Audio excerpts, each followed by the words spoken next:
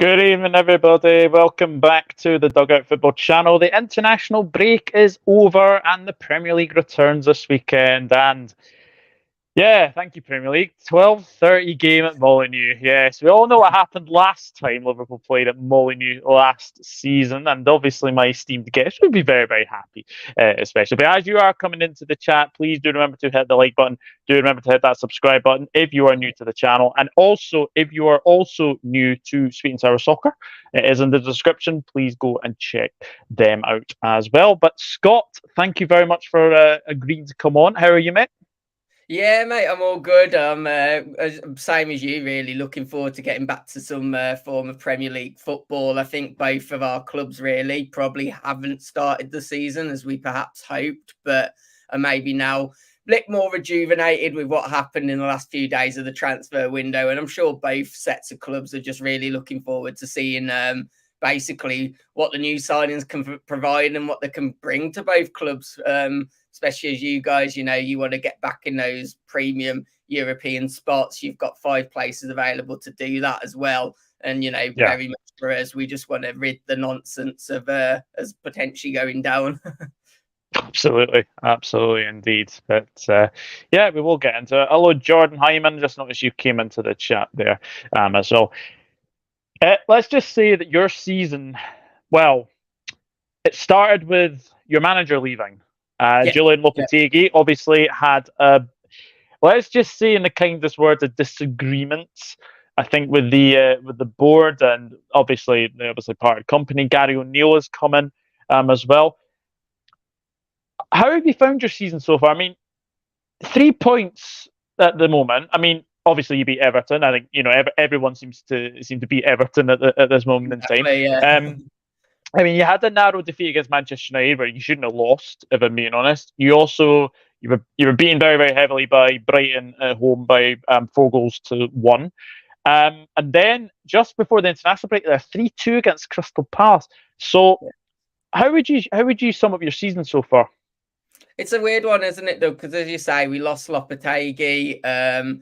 You look back to maybe the end of last season, and as a Wolves fan, you feel, well, maybe these European nights, could we dream? Are they coming back? At that point, we didn't really know that Fosun, our owners, or had either a lack of appetite to invest or financial fair play is we're being told anyway was an issue. We weren't aware of that. We felt we'd got a world-class manager in Lopetegui, and certainly the second half of the season, we're really pushing on, and we're thinking if we can get a few signings. But within a month, that was very much, just dampened for Wolves fans. We instantly kind of knew, okay, well, we're going to actually struggle this season. Lopetegui then goes, and I think by that point, Wolves fans were a bit like, well, if you don't want to be here, that's fine. Let's get someone in that wants to be here. Let's get players in that want to be here, such as Matheus Nunes, obviously, who's also moved on. So I think we find ourselves in an interesting situation. We've put trust in a young Gary O Neill, who, I think is really bringing together the fans. He's bringing together the fans with the club. He's really making it a good mood around the club as well with the players. From what we hear, they're impressed with what he's doing in training and the intensity of the training as well. But he's going to have to deliver at the same time. So for Wolves at the moment, mate, we're just in a real we don't know situation. We've probably, a lot of Wolves fans would say we're not going to go down. A lot of Wolves fans, probably 90%, would also say we've got no chance of the top 10. So I'd probably put myself in the bracket of both of those. So I feel like we're just going to have a pretty much consolidated season, maybe finish 13th, 14th, something like that. Yeah, I mean, I mean, obviously, I've seen a lot of people. Obviously, I'll be honest. Like when I looked at your transfer business to sort of begin with, there weren't many sort of coming in. Actually, let's have a look at your let's have a look at your transfers actually, because you actually did bring in a couple of players. So these are your ins. Now, for those of you who are obviously watching at home on this, you'll be like, okay, there's not many I sort of recognise. Obviously, Matt Doherty is I think the main one. He's came back. Are you happy with your transfer business this summer? If you asked me this question at the start of the season when we had it presented, I would have said absolutely not. This is moronic. At one point, once we found out about FFP, and there was a real reality where the club was literally putting out noise that we had no money to spend, Matt Doherty could be the only signing. We might then look to use the free market. I think Matheus Nunes leaving has actually really helped us because we've managed to get a bit of depth in. Obviously, as you say, mate, we've had to gamble. We've just seen Sebastian in the comments mention Bellegarde, who we've got from the French league. He's coming in with a lot of potential. We've signed a young lad from the Paraguayan league who looks apparently good enough already to be on the bench. We've got obviously a young Tommy Doyle coming in from Manchester City after an impressive season on loan at Sheffield United the season before.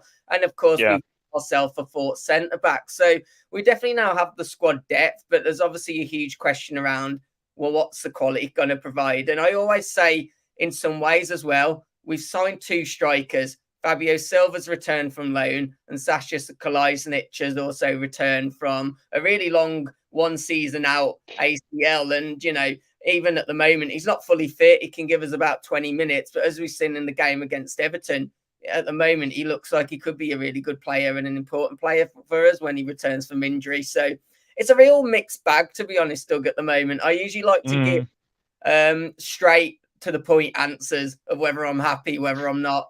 There's just a real feeling amongst the fan base as well. We just don't know at the moment because we've, obviously a bit like you guys, we got the signings in late as well. Yeah, we got Ryan Gravenberch in at the very, very last sort of few hours of the transfer window. By then, it's the same with you guys. Obviously, Santiago Bolino is a very interesting one. I've seen him from. I think he came from the La Liga, didn't he? So. He come from Manchester City's sister club. I think the owners the owners and also Pep's brother have a heavy stake in the club that he came up from. We got him for 10 million. Now, this is a player that was valued at probably near 50% higher than that at least. So you kind of see that there was a bit of business happening there to get that Nunes deal over the line. And it's a bit on the questionable side, but look, we've got ourselves a centre back and a decent international centre back too. Yeah, but obviously when we go through the outs, there are some big names, big names here. Obviously, one of the main ones, obviously, Daniel Podence as well. Matheus Nunes, I think you had to get rid of him as soon as possible. Obviously, you go and strike, there's no going back. That's it. Goncalo Guedes is interesting. I was really disappointed because I thought when he came in, obviously from Valencia, I thought he would have been a very, very good signing. He's obviously gone back to Benfica on loan. Out of those players that have obviously gone, are you sad to see anyone go? Well, I think just start with the Guedes one, mate. So from what we're understanding and the noise coming out from our representatives is this is why we've kind of put an end to the George Mendes saga of constantly using him because he was basically one that Mendes convinced to come to Wolves, same as Matheus Nunes. Guedes never really wanted to move to England. It weren't something he had his sights on, and particularly not Wolverhampton of all places either. So, you had a guy come in not really convinced, finding himself in a relegation battle, and he just didn't want to be here. So we've had to move him on, and it is a shame because he probably could have added something to the squad. But, no commitment to the club, don't want to be here. So from our side, that's fine. I think the same with Daniel Podence. I think his relationship with the club had come to a bit of a sour end. We've kind of moved him out on loan, but he scored the goals to keep us up last season. So I think, we've got to replace those goals. So potentially going to miss him. And of course, Ruben Neves as well. Massively disappointed. But at the same time, we all knew that it was going to be the season that he moved on. So we knew it was going to be a rebuilding season in some ways. Of course, we hoped that we had more money to do so. But of all the players that have gone, I don't think there's anyone really that the fans are massively hung up on losing really, because the only one really would have been Neves. But at the time, we knew it was his time to go. Yeah, I mean, obviously, Raul Jimenez is a big one. I think the safest thing to say is probably his career at Wolves was probably really sort of saddened by that really serious injury. He was never the same player. Nathan Collins is an interesting one because when he came in, I thought he was a very, very good signing from Burnley. I thought he was a really, really good signing, especially with him and obviously Max Kilman at the back last season. I thought that was a very, very good partnership. So when he went, I was very, very surprised to see him go. Yeah, well, this is another great thing that sums up our club, really. From what we're hearing, our recruiter director, Matt Hobbs, didn't want him to leave. Jeff Shee, who's our representative from our owners, didn't want him to leave. Nathan Collins himself didn't want to leave Wolves. So the person that wanted him to leave was Lopetegui. So Lopetegui wanted to get him out, and then a month later he's gone. And you're right, mate. I think we've got Craig Dawson at the moment who it does a very great job for us. But you're kind of looking at him thinking he's maybe got a year, 2 years left on the clock before, he's probably not at that Premier League level. And it just seemed a real natural handover, that Collins could come in as a young centre-back, learn off him, and gradually, Dawson would gradually hold it over to him. But sadly, this was the unfortunate position that we found ourselves in the club. I think that our owners wanted to just try and appease Lopetegui a bit and listen to him. But then I think it didn't help when our owners said, well, we sold him, but we haven't really got the money to put back into the club at the moment. So that you just saw a real bad catalyst starting with the whole situation early on in the summer. Yeah, and obviously Ryan Giles again, another one that seems that's obviously all going to obviously the new boys, Luton Town. Keanu Hoover's one interesting one because I wanted to speak to you obviously about him because obviously you brought him from us. Was that just a case of not getting many game time? Hoover's an interesting one, mate, because he's been massively disappointing for us. His attitude as well, not just him as a player. Technically, his attitude's been really bad under a couple of managers, but. We sent him out on loan at PSV start of the season, last season. Didn't do anything. And it really looked like this is a guy that's just going to get released, if anything. He then goes to Stoke, has an amazing half a season Championship. And, your eyes kind of perk up a little bit. He's gone back out there for a season, but I think we've made him extend his deal. So it wouldn't surprise me if he does well, comes back, and it will either be a Ryan Giles situation or O'Neill might look at him and go, wouldn't mind him because, obviously Doherty's not got long left. You always wonder with Semedo, he's been with us for so long. Will he fancy a new change eventually? So I wouldn't say his career at Wolves is necessarily dead, but I do think for this season, go back out to Stoke. That half a season he had at Stoke was probably his first time, but he's had a real good run with a team and really got on. And from what I see so far, he's starting off well there again. So, best of luck to him, really. Yeah, and obviously a player who played in the FA Cup game last season, Matthias Sarkic, Millwall, I think it is, because he was at Birmingham last season. I think he's obviously now at Millwall as well. But obviously, you've obviously got Daniel Bentley and Jose Salah, but we will get into that very, very soon. But I'll go through the comments as well. Sebastian says this will be fun for Salah. Well, Nunez is apparently a doubt, Sebastian. Apparently, he's got muscle problems. So, yeah, he has a doubt. I watched Diaz versus Chile. He was pocketed by Catalan, a player from Talarej. To be honest, when those games are on, Sebastian, they're probably on at the times where I'm literally sleeping. So, I didn't know. I believe it was 0-0 though, Chile Colombia. I do know that was 0-0 as well. Hello, Ali News as well. Hope you're good. And also Sebastian says Ballagard is a good player. There you go then. There you go then as well. What you made of Liverpool's transfer window? I think it's an interesting one actually. With obviously Liverpool's transfer window, mate, because. It's kind of was a bit. It's been a bit of a mess, hasn't it, in some regards? But then I think you've pulled it off at the last minute. You definitely had to rebuild that midfield. I still think you could have maybe done with one more. And the whole debacle of Lavia and Casado and the potential that you messed up the Lavia deal because you kind of put him on the back burner to go for Casado, and then Casado only wanted Chelsea, so you ended up with neither of them. I mean, that was just a real mess. But then at the same time, it's one of those unfortunate things. As much as you can throw questions at the club and etc. It's one of those where you just go, well, what can you actually do?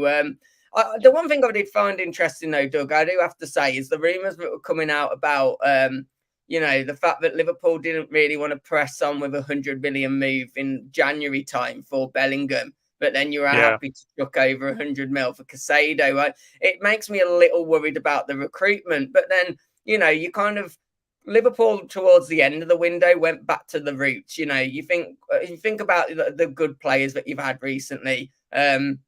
Obviously not. You can't throw Nunez into this, but you've got the likes of Diaz, Salah, of course. You didn't pay fortune for him. You go far back as Firmino and Mane, etc. These weren't players that you paid the massive prices for. They were real gems that you picked up. So I think potentially with the two signings you made late on in that position, you could have come across some real gems, I think.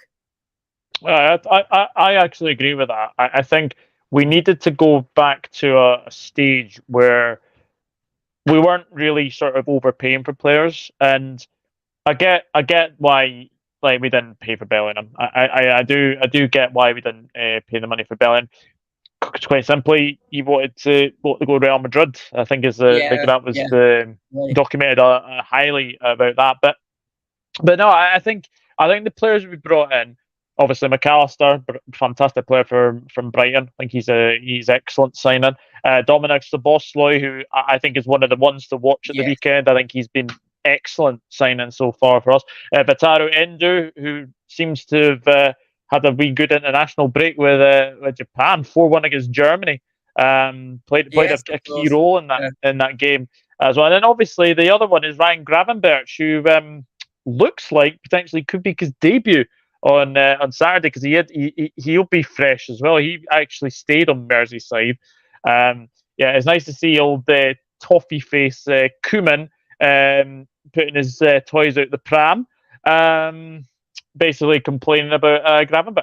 At the end of the day, it's Gravenberch's decision if he wants to stay on Merseyside or not. So I think we've had a good window. The only thing for me, worryingly, is defensively. I think defensively we could have maybe got one more in. There's Sape, Goncalo Inacio was being sort of mentioned as well. I do think we could potentially look at that situation probably in January. But overall, I think it's not been too bad a window. We've brought in younger players as well. Obviously, as I said, I think McAllister's like 23, Szoboszlai's 22, Gravenberch is only 20. And obviously you've done well there, haven't you? Because Liverpool had a real aging squad. Actually, you were starting to get towards a quite old looking team. The only thing that surprised me, I have to say, Doug, is I really thought maybe we would have seen Trent move into a centre mid position and you actually go and sign a right back, especially when you were struggling to get the centre midfielders in. I thought maybe you would have chatted, because the only thing I worry about with Trent for you guys now is I feel he's got it in his head, I could be a midfielder now. And we've already seen it a couple of times this season. Teams are exploiting when he gets a bit too adventurous. They are playing that long diagonal over the top of his head. And, there is a bit of a pocket of a gap there, especially, with defensively weak. You're going to be defensively weaker against us, with obviously Van Dijk getting that extra 2-game ban.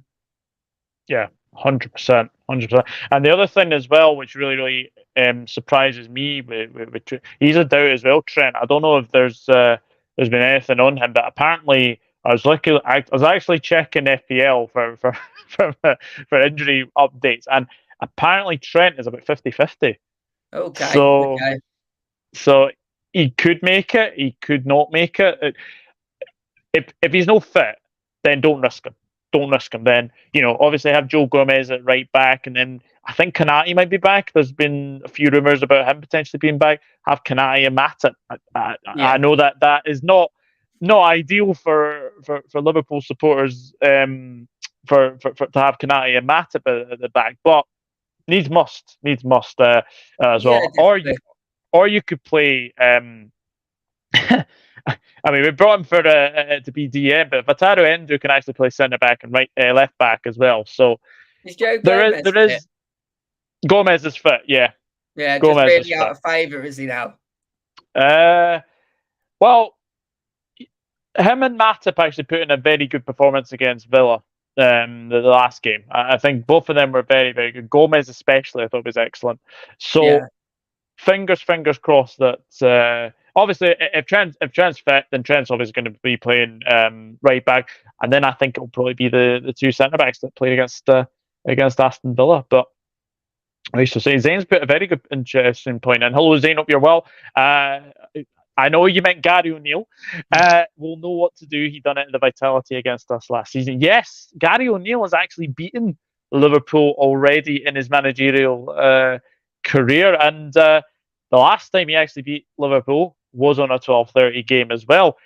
Do you think Wolves will go into this one thinking this is probably the right time to play Liverpool, especially after an international break?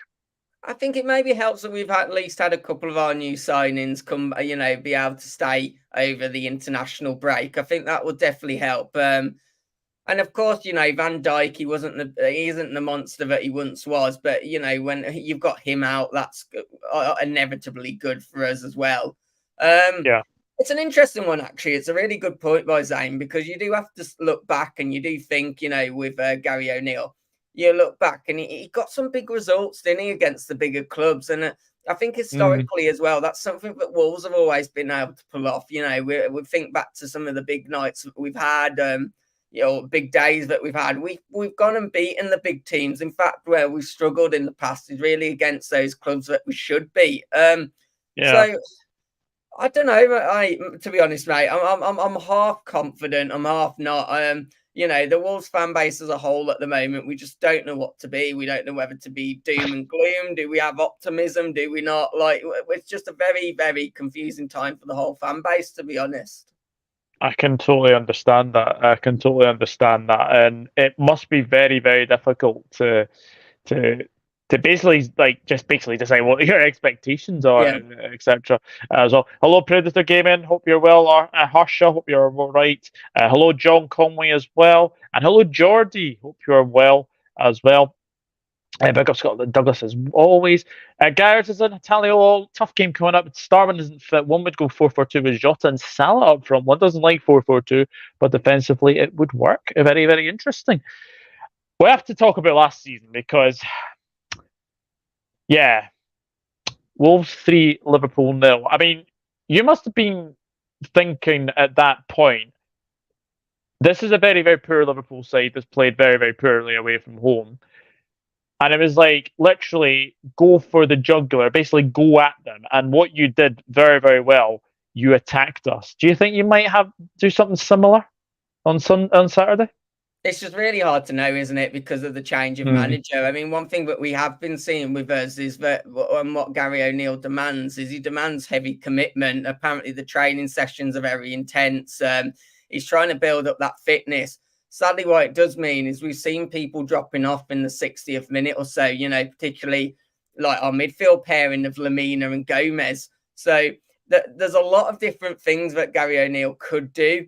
It just really depends what he does actually go for. And of course, we have got the benefit now of having those couple of extra centre midfielders that we signed, which obviously can come on and make a difference as well. So it's going to be an interesting game, mate. I really do think it will be close. But then I think we've also got the potential to be 3-0 down by 20 minutes. There is just, it's just a real confusing time. And of course, we don't really know because, of course, Gary O'Neill, he got big results against big teams last season, but he probably does it in a slightly different manner to what we're used to in terms of what we had under Lopetegui for that last half of the season.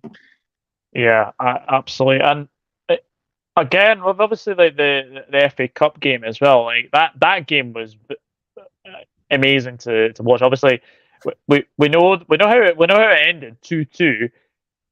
I know a lot of people obviously speaking about obviously like VAR, and honestly, I'm fed up of speaking about VAR. Every week, you will feel that you should have probably gone through that FA Cup tie at Anfield because I don't think the guy was offside. Yeah, I mean, you're almost in the back of your head now. You're like thinking back to it. You almost just put it behind you. But like the second you mentioned it, I remember like the rage I had at the time. But Yeah. Look, it's VAR, isn't it? Every week someone gets hard done by. We've already had it against United unquestionably at the start of the season. And even though they've released the video evidence of what the ref and the VAR officials were saying, we're still, none the wiser for how they came to that decision. But, Yeah. VR's a tough one. It's a real swings and roundabouts, isn't it? But I just don't think it's solved anything in general. Unfortunately, you've got a system which I think works, but you've just got idiots using it. Yeah, absolutely. Right. I mean, that Onana one. I mean, obviously, like I was on your Sunday show like last week, and Yeah.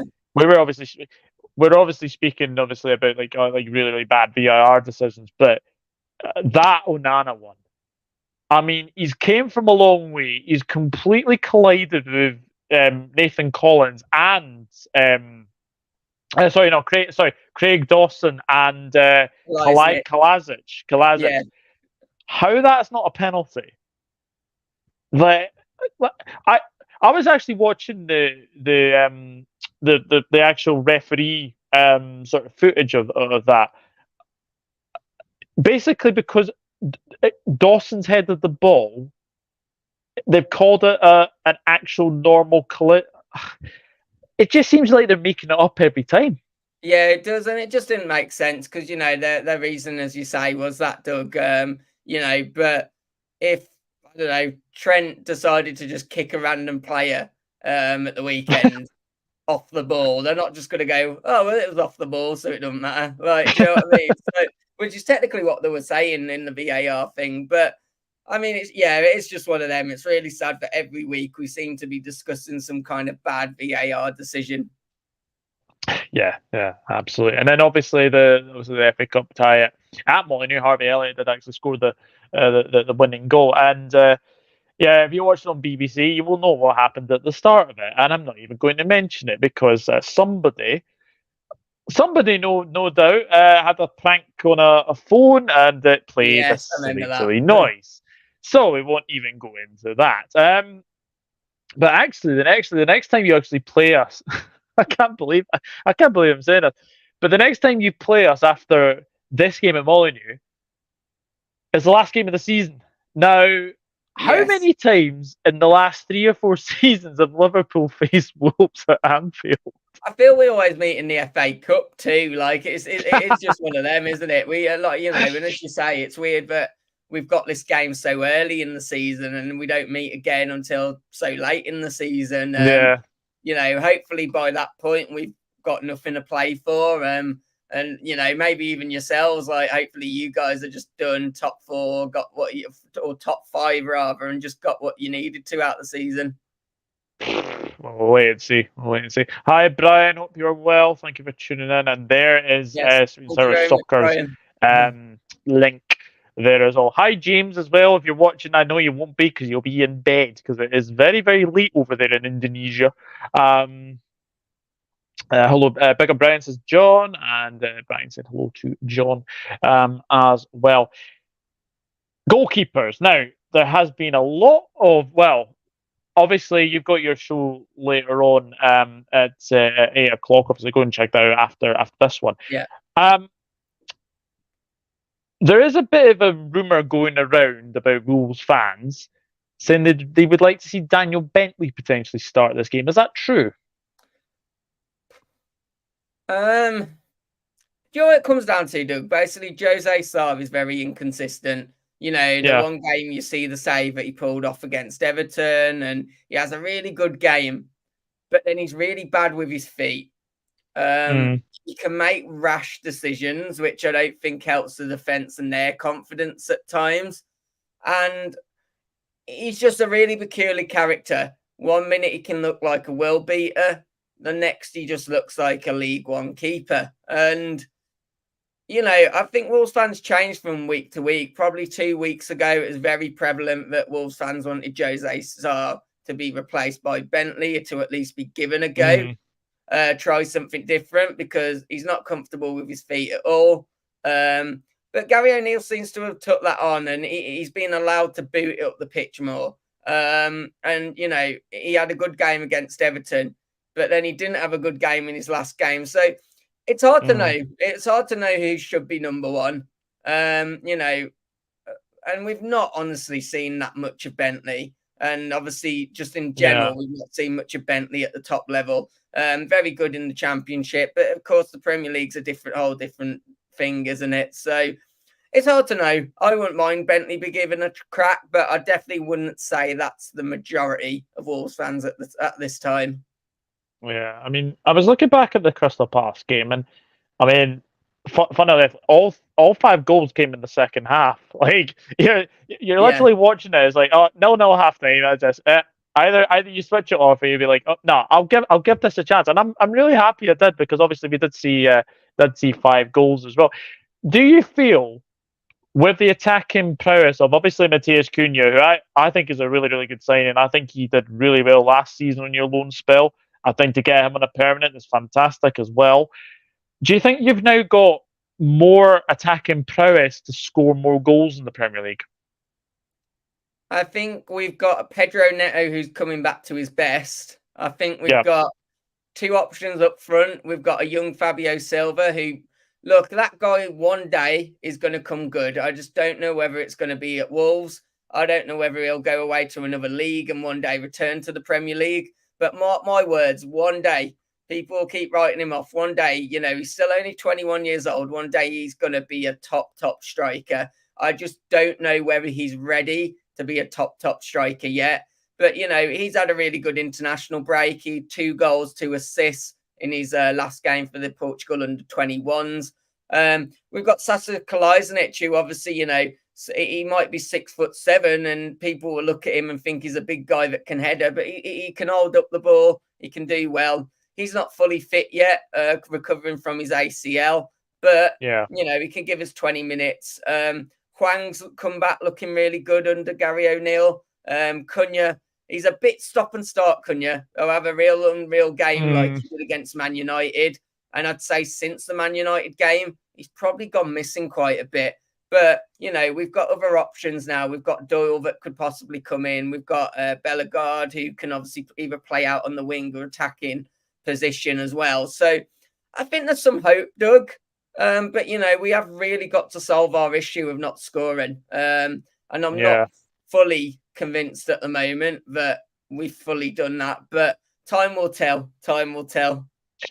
Yeah, I mean, you've scored 2 at Selhurst Park. You scored 1 against Brighton, 1 against Everton, and you probably should have had 1 at Old Trafford. So, that's like, that would have been 5 goals, which is not. It's not bad. Not too bad. Not too bad to start. So, you know, obviously you got 5 against Blackpool in the League Cup, which would have been nice as well. Brian is asking a very good question. David for Gravenberch. I think he will make his debut, Brian. I've got to be honest. I do think he will make his debut. I think the fact that obviously McAllister, I think, is coming from a long sort of travel from obviously Bolivia. I think, it was Bolivia where Argentina were. I think you might see maybe a change in there. I think you might see maybe McAllister potentially be on the substitutes bench. Maybe not. But yeah, for me, I think Gravenberch does start. I do think he does start. John Conway is just subbed to your John. channel, Scott.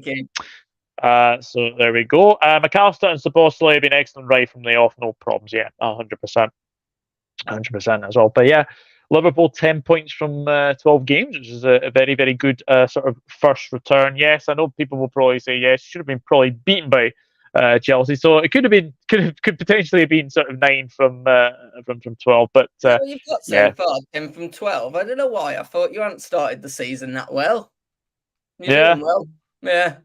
Oh, look who's! Oh, here we go. Here he is.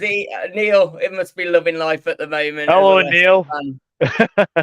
Yeah, hope you're well, mate. Yeah. Southampton on Friday evening. That will not be an easy game at all. I'll be watching that. Yeah. Oh, that should be a good game. That should be a great game. Yes, Neil, I hope you're well. Obviously, for those of you who didn't know, I did actually bump into Mr. Neil in Edinburgh in July. So it was lovely to see him then as well. So yeah, hope you're well, mate. And yeah, I'm sure we'll see you in the Premier League very soon as well. And as you say, hopefully we'll see you both in the Prem next year. Fingers crossed. No natural bleh. No natural left centre back without BVD. That is very true. That is very true. Maybe Jarrell Kwanzaa could potentially maybe come in, Brian. Well, let me know what you think. I love Conor Cody. I bet you do. I know he is injured at the moment. I know he is injured at the moment, but I don't know if he'll be back for the Southampton game or not. Brian saying thumbs up to Neil and Chris. Oh, that's a good joke. When you expect one fox to come in, another one comes in. My wife is really mad at the fact I have no sense of direction, so I packed up my stuff and right. I didn't like that. Oh, dear me. Right, we will get into obviously starting 11s. What do you think is going to be Gary O'Neill's starting 11 on Saturday? That's a good question, mate. We're probably going to discuss that on our the stream we do at 8 in some detail, because off the top of my head, no idea. But let's go for it. I think he'll go Sarr, Semedo, Kilman, Dawson. He'll stick with those two because I think the other centre back that we signed, Bola, not Bola. Is it Bola? Bueno, that's the one. I don't think he's been away on international break. I think he's Uruguay as well. So I don't expect him to come in. So we probably go for a standard lineup of that with maybe, I don't know, probably Bueno left back, maybe over Ait-Nouri. He could go for a back five as well, mate. But from what we've been seeing so far, we're then probably going to have Lamina and João Gomez as the centre midfield pairing. There's maybe an argument to say, well, does he go for a bit more of a stable midfield three to try and win the midfield three battle against you guys? But the likelihood is he'll go Cunha, Fabio Silva up top with Neto and Hwang Hee-chan, I think, on the wings. That would be my first guess, but there's a lot to debate. I think not to overcomplicate the answer, but he could go for a back five. I think that's possible. He could go for a very more 4-3-3 with three real pack in the centre midfield, as we've got those options now. And he might give one of the new boys a start, particularly, someone like Bellegarde that has been there in person, for the last week, whilst others have perhaps been on international break. So there's a lot he could tweak. It's going to be really interesting to see, to be honest. Yeah, first game after the international break is always difficult to decide what your team's going to be, especially. We or him know our best starting 11 yet, especially with the new guys coming in. But even without them, there's always the debate of, for example, Hwang, great player, but seems more effective coming off the bench. Whereas, and we've got Sarabia, but he has very on and off games as well. And it's a real hard one. I think the good thing about any player coming to Wolves is it's not like that starting 11. They're really going to have to fight their way in. If they've got a touch of class about them, that starting 11 is for the taking, basically. Yeah, absolutely. I've just seen a comment. Apparently, Enzo Maresca has won Manager of the Month, and then Chris has jokingly said Southampton to win 9-0. It always happens, doesn't it? Whoever wins Manager of the Month has a mare the next game. It's a curse. It's an absolute curse. I don't think the Premier League one's been announced, but I wouldn't be surprised if it's Pep, if I'm being honest.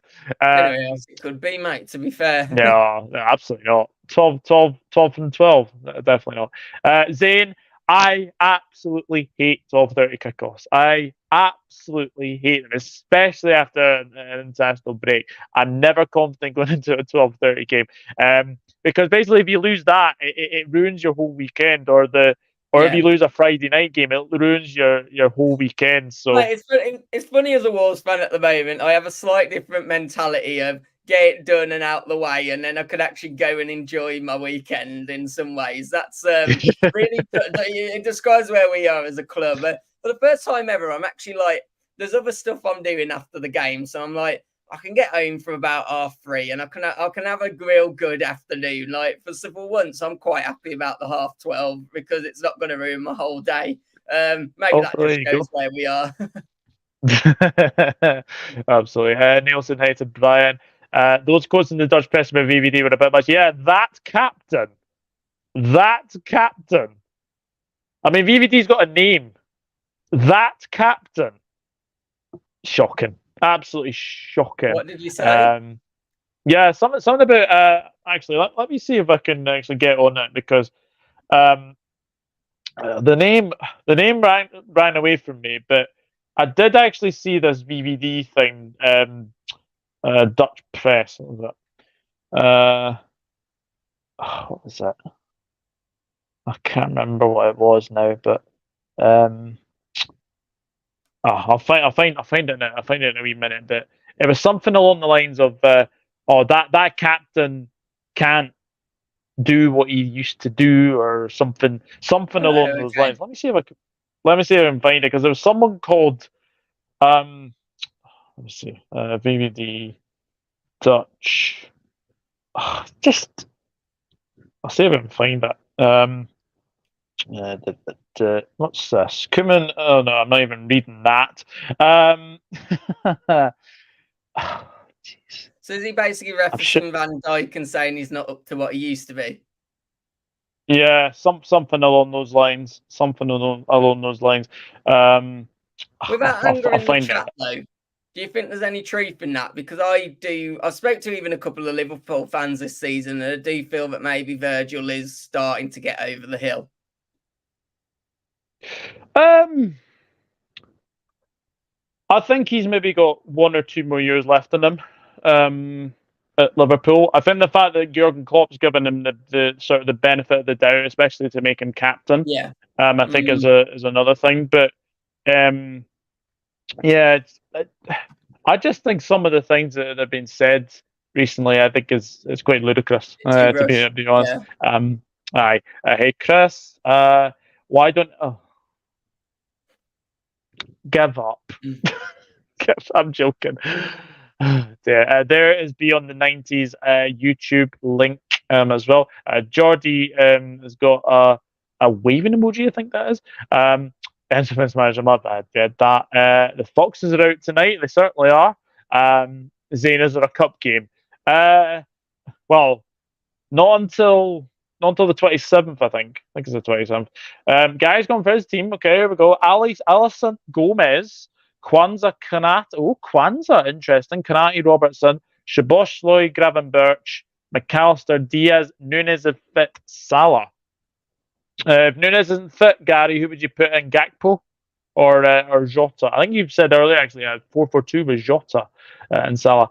You hate 12:30 kickoffs. We had a midday kickoff. You feel jet lagged. Yeah.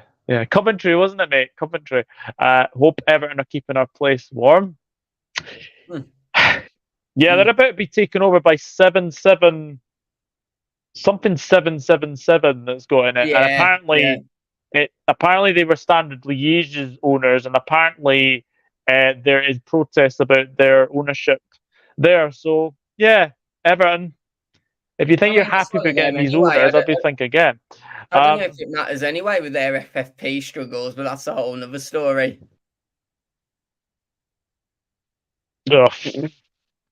Yeah.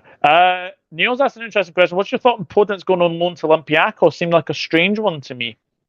Definitely, I completely agree with Neil. I think something's happened there behind the scenes with him. His whole attitude seemed to have changed a little bit. And you know, I think as well, just in general, I think it just attitude-wise, it was a weird one. I don't know whether maybe he felt he had a falling out with Lopetegui. But everyone was given a chance under Gary O Neill, even the youngsters when he come in. You know, Aït-Nouri was not liked by Lopetegui. He's been given a fresh start. Everyone's been given a fresh start. Podence was the only one just not allowed to train with the team at all. Something's gone on there. It's a shame, but yeah, it must be for the best. Yeah, I think so as well. Ali, Will's Portugal squad. Well, I don't let's think be we've got that honest, many not Portuguese anymore. players now, mate. Right, we generally don't have that many. Not I think, anymore. you know, we're building a real different contingency of different players. To be fair, it's very quite mixed, and we're starting to get a good contingency of even English dash British players in as well. So it's a lot more mixed, thankfully. Yeah. Yeah, absolutely. Bob's asking, is Wolves team fully fit? I think almost. And Henry, yes. I'm just going to say, Doug, I think apart from either Sasha Henry, Kleisner, Darwin Núñez is a doubt. No, Darwin's a doubt. Right. Sorry, mate. Yeah. I don't know if it's right. I'm going to go Alisson. That's all right. I'm going to go Alisson. See, I don't know if Trent's going to be fit. So, going to go Alisson, Gomez, Konate. Do you go Matip? Or do you put? Oh, this is really difficult. Do you put Konate right, or do you put Matip right? That's the interesting one, right? Okay, I'll do this again. So I'm going on the team based on the players that are actually fit. So I wouldn't risk Trent to say the very, very least. So I'm going to go Alisson, Gomez, Konate, Konate, Matip. No, sorry. I'll do this again. Sorry. Alisson, Gomez, Matip, Konate, Robertson. I think McAllister will play. I'm going to go McAllister. I'm going to go Gravenberch to get his debut. I think he will play as well. And I'm going to go Szoboszlai as well. Then I'm going to go Diaz, Gakpo, Salah. I think that's what you'll go with. I don't think Darwin Núñez will be fit, but we'll need to obviously wait and see. We'll need to wait and see for obviously the press conference. Nippon, the game is at Molineux, mate. The game is at Molineux. Hearts has gone 2-1 Liverpool. Play Kwanzaa left centre backs is Brian.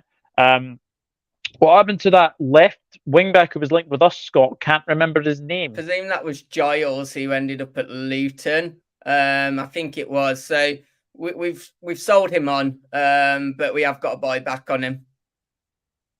Aye, yeah, absolutely. So I can't let you go without a score prediction. What are you going to go for?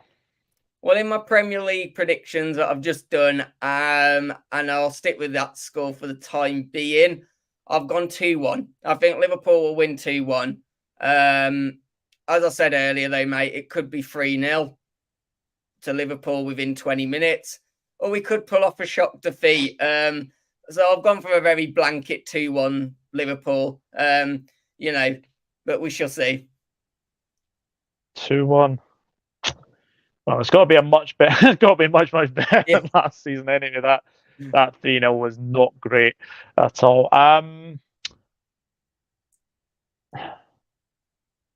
See, that clean sheet that we got against Aston Villa will give us a bit of confidence. I know it's after an international break. Alisson didn't play in the Brazil games either, so he'll be fresh. He'll be fresh coming back. But I'm so glad we're not facing Adama Traore. I'll be honest. I'm pretty happy with not playing him. So I'll go 3-1. 3-1 Liverpool. I'll go 3-1. I do think you'll score. I do think you will score. Funnily enough, in my actual Premier League predictions, I went 2-0. So I'm kind of changing from my Premier League one to this one. But we'll obviously wait and see. So John Conway's going for 3-0 Liverpool. Gary Richards going for 3-1, same as me. Nippon's gone 2-1. Brian has gone 3-1 as well. Scott, thank you very much for coming on. I know you've got your show at 8 o'clock. If anyone does obviously want to watch us speak a bit more detail about Wolves, feel free to hop over. But, even if not, there's lots of other stuff that we do on the channel that's, not Wolves related as well. So check us out. Yeah. Yeah, absolutely. No, it's been an absolute pleasure to get you As on, always, and mate. guys, it's been very very good to get back into this as well, especially after an international break. But yes, Zane, Zane, 2-1 Wolves. Either my nerves or could be reverse psychology. Who I don't care knows? what it Well, is. we shall If wait and we win see. 2-1, I'm happy. Absolutely, absolutely. Yes, of course you would be. Of course you would be. But guys, if you have missed the show, please do remember to hit the like as you go on the way out. As well, yes, Ali News. I know Portugal have some very good players in their team as well. Do hit the subscribe button on this channel and also on Sweet and Sour Soccer. The link is in the description as well. But it's an international. It's the first game after the international break. 12:30.